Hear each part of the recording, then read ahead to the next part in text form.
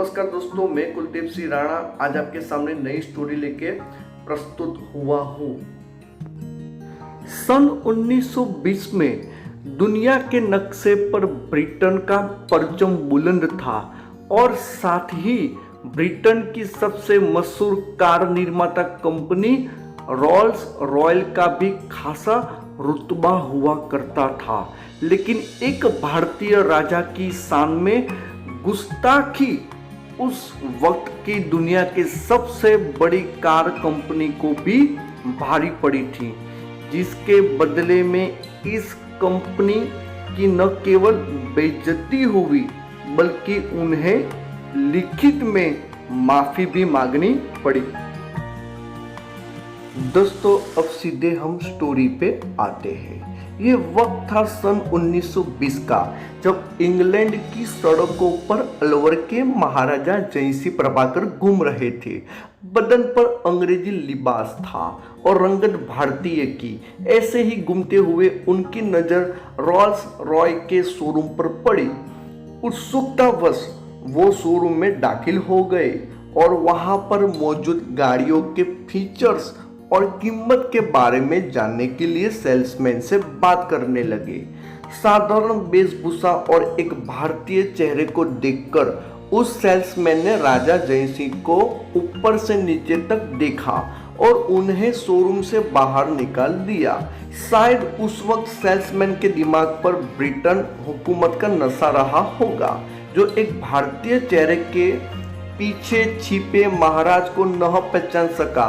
Showroom से बाहर निकलने के बाद जय सिंह सीधे होटल पहुंचे और अपने नौकर को कहा कि रोल्स रॉय के शोरूम को तत्काल इस बात की सूचना दी जाए कि अलवर के महाराजा जय सिंह शोरूम पर आ रहे हैं। महाराज के आगमन की खबर शोरूम तक पहुंचते ही वहां पर अफरा तफरी मच गई और तत्काल आओ भक्त के लिए रेड कारपेट तक बिछा दिया गया।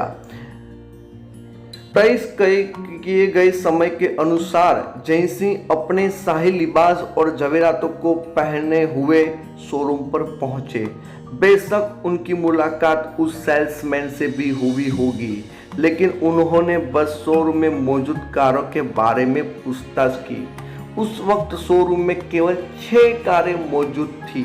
जय सिंह ने सभी 6 कारें तत्काल खरीद ली और उनकी कीमत नकद और जवेरात में चुकाई। जय सिंह ने कारों की कीमत के साथ साथ उनके डिलीवरी चार्जेस का भी बखूबी भुगतान किया।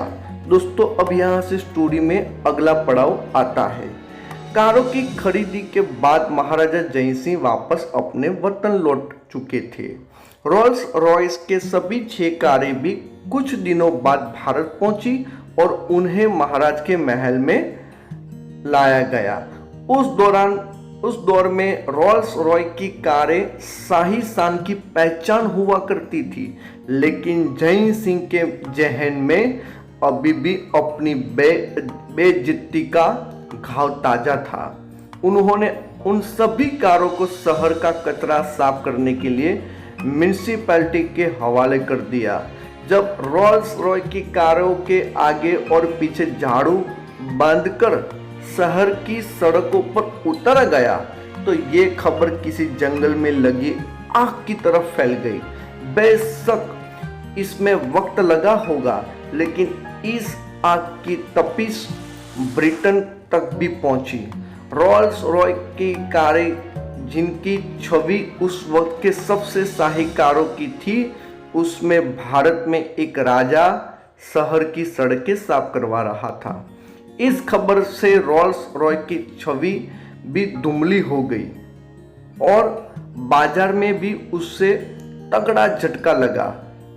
साख के साथ साथ शेयर भी गिर चुके थे, जिसके बाद कंपनी ने राजा जय सिंह को एक पत्र लिखकर उनसे उनके सेल्समैन द्वारा किए गए बर्ताव के लिए माफ़ी मांगी और उन्हें 6 और रोल्स रॉय कारें मुफ्त में देने की बात कही।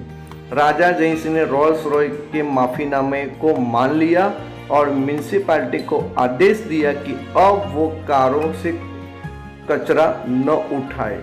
इस तरह जय सिंह ने बड़े ही सूझबूझ से ब्रिटेन के सबसे बड़ी कार कंपनी का गुरूर तोड़ दिया था। दोस्तों, आज की स्टोरी सुन के आप सबको गर्व महसूस हुआ होगा। दोस्तों, यह बात उस टाइम की है जब ब्रिटिश सरकार इंडिया में राज था और वही टाइम में अलवर स्टेट के राजा जय सिंह ने ब्रिटिशर को और उनकी कंट्री की जो रॉल्स रॉय कार की जो कंपनी है उसको भी मुंह तोड़ जवाब दे दिया। दोस्तों, यहाँ पे समझने वाली बात यह है कि लिबास से किसी व्यक्ति की पहचान नहीं हो सकती। व्यक्ति की पहचान उसकी अच्छाई से होती है, उसके कार्य से होती है। तो दोस्तों, ये साबित करके बताया राजा जय सिंह ने, और राजा जय सिंह ने अपना सेल्फ रिस्पेक्ट को बचाया। कई बार क्या होता है कि हम हमारा सेल्फ रिस्पेक्ट को खुद ही गिरा देते हैं। ऐसा नहीं होना चाहिए।